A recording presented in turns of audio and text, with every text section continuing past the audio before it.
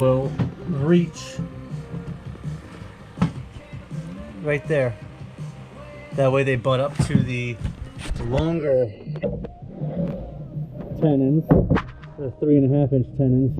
Those are the only ones that will go all the way through the full 3.5 inches, which is the width of the 4x4 bar. So they'll butt up to the 3.5 inch tenons that will come through this way. The mortise cuts for the posts. So now I'm working on getting the tenon cuts.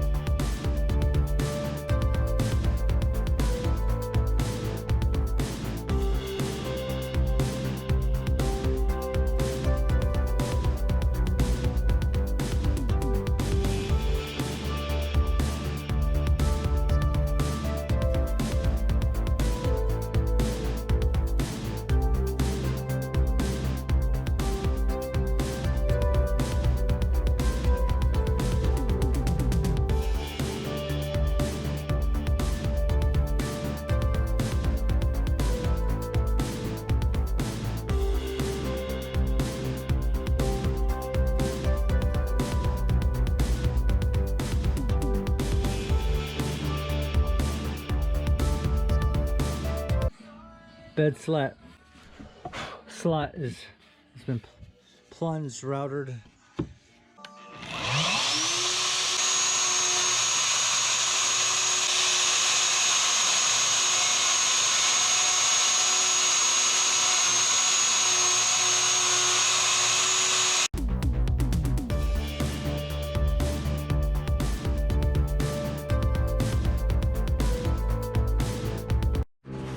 All the boards are cut, plunge routed, ready for the bed slats to be cut.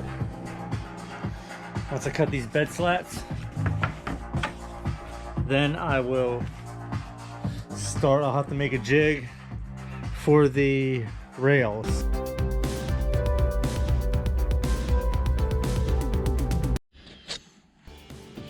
So right now I'm making a jig for the long and short rails. This is for the 4-inch rails.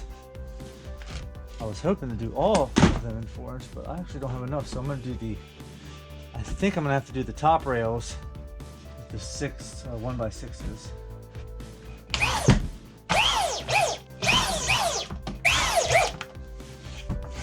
There we go. So I can route it here, set my depth, and